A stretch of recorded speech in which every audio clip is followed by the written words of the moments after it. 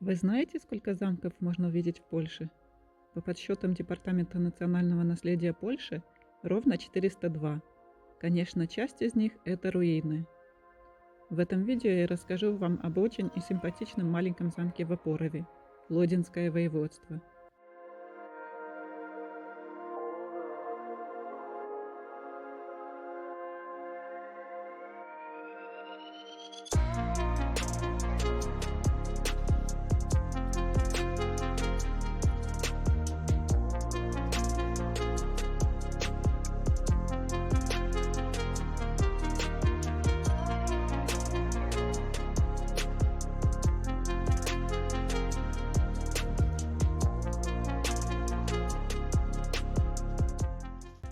Всего 1,5 часа в пути, и мы на месте.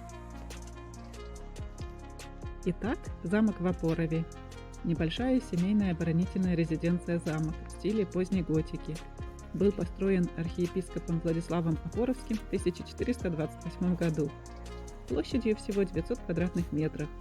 Расположена на острове, окруженном рвом и речкой. Замок состоит из жилого дома, башен и башни с часовней, соединенных оборонительной стеной. Сейчас тут находится музей с коллекцией произведений искусства XVI-XX веков. Это не такое раскрученное туристическое место, поэтому туристов мало. Но такое атмосферное и уютное место, хотя без зелени в парке, и река еще скована льдом.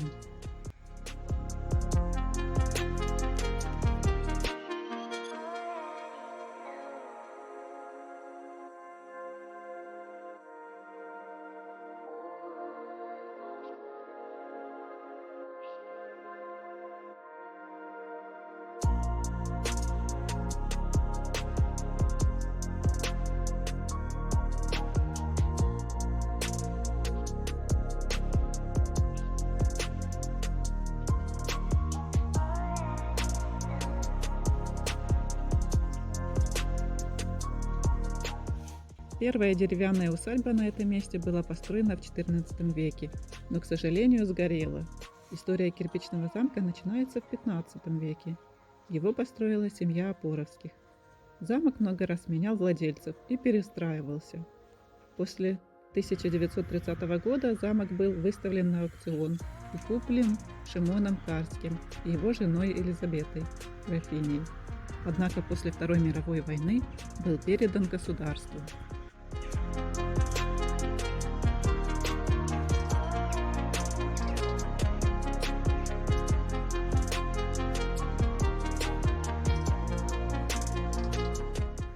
Замок окружает ландшафтный парк, созданный в первой половине XIX века. Это вишенка на торте. 11 гектаров, полных волшебных редких видов деревьев. Черный орех, американская липа, ясень, каштан и журчащая вода ручьев. Зимой не так превосходно, как летом или осенью. Но летний зеленый парк, окружающий замок в Опорове, легко может посоревноваться с романтическим парком в Аркадии. Если вы хотите чудесно провести время со второй половинкой, то и Опоров, и Аркадия идеально для этого подходят.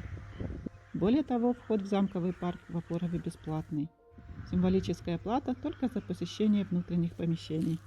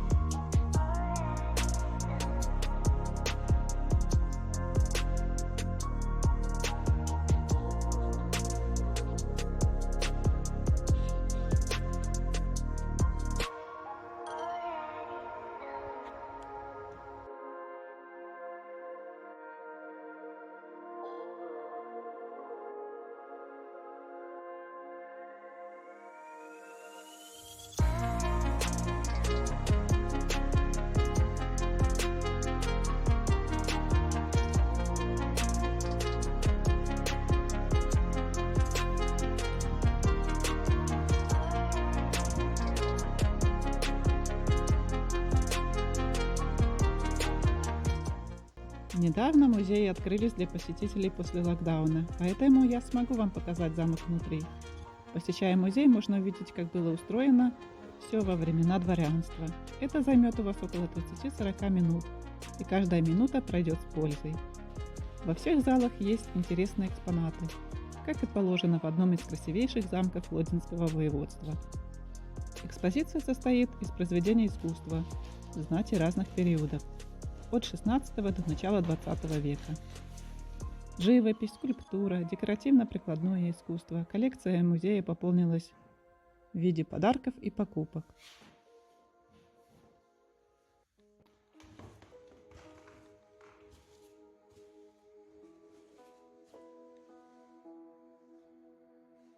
Лишь немногие экспонаты связаны с историей замка. К ним относятся портреты семьи Сологубов XVIII века, зеркала раннего периода XIX века, дуэльные пистолеты XVIII и XIX веков и английская фаянсовая посуда из Шелтона XIX века.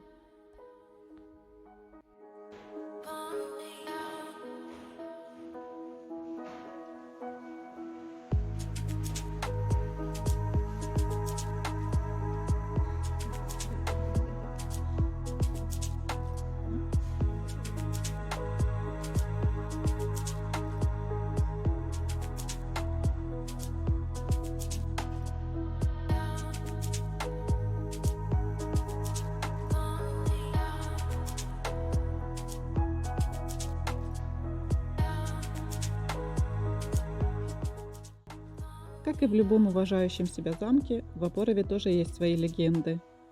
Легенда о романе хозяйки замка и монаха из монастыря Паулинов.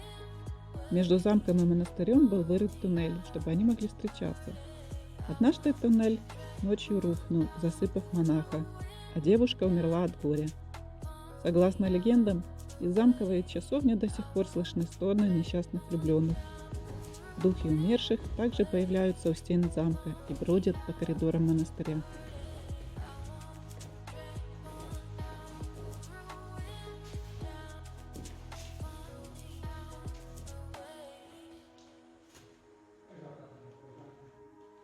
Легенду о любви помнят до сих пор, а 15 и 20 июля 2010 года камера видеонаблюдения замка зафиксировала загадочные явления. В 3 часа ночи часовня замка наполнилась таинственным пульсирующим светом. Кроме того, несколько десятков светящихся шаров, падая с потолка, начали беспорядочное движение. В ту ночь сработала сигнализация. Это видео выложено на YouTube, можно посмотреть.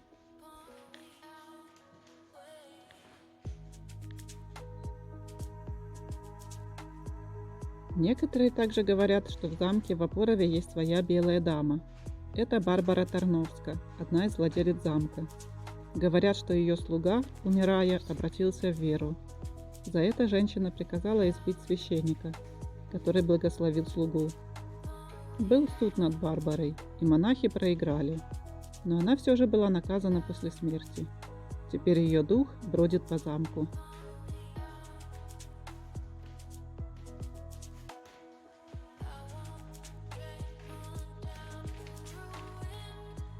В легендах нельзя обойтись без дьявольского элемента.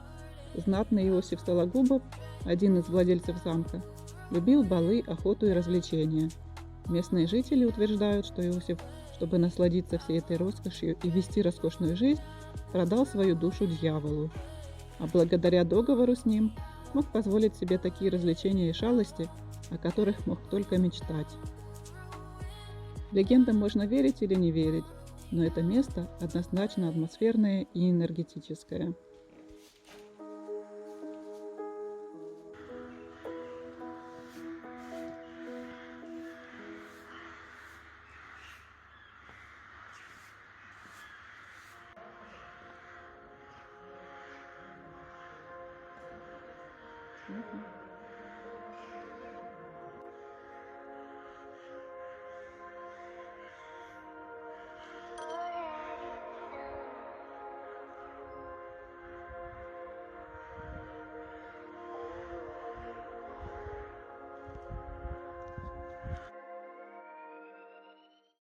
Замок в Опорове неоднократно появлялся на большом экране. Например, экранизация рассказа Оскара Уальда «Кентервильский призрак», 1967 год. Роман Юлиана Кавалика «Танцующий ястреб», 1977. Сериал «Экстрадиция», 1995. Сериал «Корона королей», 2017.